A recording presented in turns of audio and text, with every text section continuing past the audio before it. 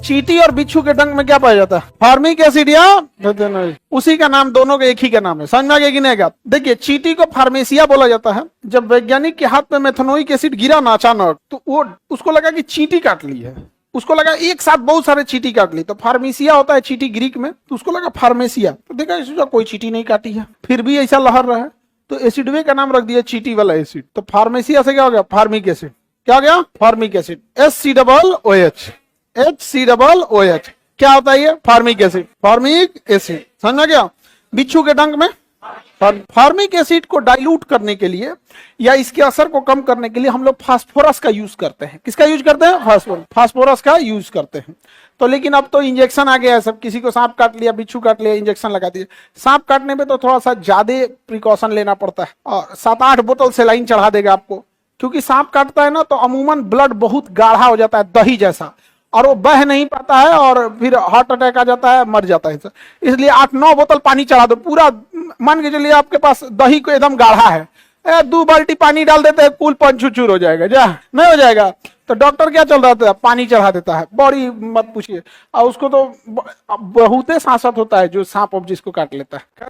और उससे ज्यादा सांसत जानते हैं किसको होता है? जो सोचा जहर खैले रहता है, जहर खाया बच गया, डॉक्टर तो बाप रे बाप राइस ट्यूब डालेगा मुंह, नकिया में से ट्यूबवा डालेगा, नकिया में से डाल के फिर मुंह में लाकर फिर पेटवा के अंदर तक ले जाएगा। यहाँ पे चिल्लाते रह जाए यहाँ पे। अब बढ़िया से एकदम, अरे बाहरे था ये, नहीं तो पता चला हम अपने नकिया फाड़ देंगे। तो खैर वो सब सुसाइड अटेम्प्ट कभी नहीं करना चाहिए किसी को भी। सबके जीवन में कभी ना कभी ऐसा समय आता है जब ऐसा लगता है कि अब लौट जाते हैं लोग। सबके जीवन में आता है। हमको पटना में इतना टॉर्चर किया गया था कि बस किराया अब नहीं था, तो नहीं तो हम लौट गए रहते। बस 40 रुपये बचल था, और गांव जाने के लिए 70-80 रुपये उस समय लगता था। तो मान के चलिए कि अगर 80 रुपये रहता, निकल गए रहते। 40 से छोड़बे किया था सब।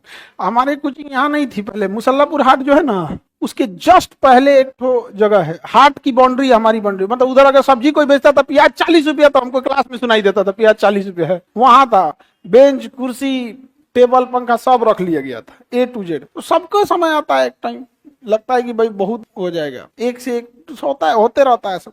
इसलिए कभी कि विद्यार्थी जीवन में भी सब चीज आता है। कई बार रिजल्ट नहीं होगा तो आप लोग को भी लगेगा कि क्या है, सुसाइड कभी नहीं करना चाहिए, समझे?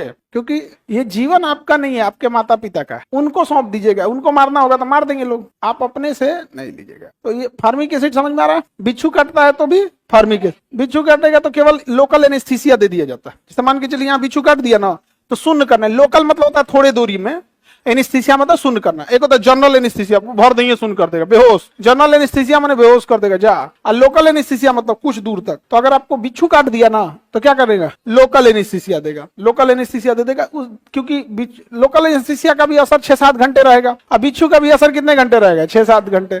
तो क्या है ना कि वो पता नहीं चलेगा आपको, वो एरिया क्या किया रहेगा? शून्य कर दिया रहेगा। तो बिच्छू में तो खैर नॉर्मल होता है। और कई तो आदमी जहरीला होता है, उसको बिच्छी काटता है तो उसको असर नहीं करता है। कुछ ऐसे लोग होते हैं उनको असर नहीं करता। मेरी दादी को असर नहीं करता था, और हमारी बुआ को ना मारा बना दिया। हुआ क्या, गर्मी के दिन में गांव में तो आदमी छत पे सोता है, गर्मी के दिन में सांप बिच्छू निकलते हैं, उनके मच्छरदानी में बिच्छू घुस गई थी और उनको काट रही है। उनको उतना असर नहीं कर रहा था, तो करी काज ने कहाँ से इतना मच्छर घुस गई। तब तक बुआ कहीं की रुका, हम झाड़ देतनी मच्छरदनिया, हम खोल के मतलब उड़ा देतनी, मतलब मच्छरवा गई ना, मार दिया इनको। और किसी को चढ़ता है ना बिच्छी, बहुत भयानक, और किसी को नहीं चढ़ता है। तो कोई होता है जिसपे फार्मिक एसिड उतना काम नहीं करता। सांप में उसका अलग एसिड होता है। अगर वो ब्रेन को डैमेज करेगा तो न्यूरोटॉक्सिक, और ब्लड को करेगा तो हीमोटॉक्सिक। हीमोटॉक्सिक होगा या तो न्यूरोटॉक्सिक होगा। हीमोटॉक्सिक हो गया या न्यूरोटॉक्सिक, दोनों ही खतरनाक होते हैं, लेकिन ज्यादा खतरनाक होता है न्यूरोटॉक्सिक। मेन हेडक्वार्टर बंद कर देगा, वो क्या होगा? न्यूरोटॉक्सिक। ज्यादा खतरनाक न्यूरोटॉक्सिक।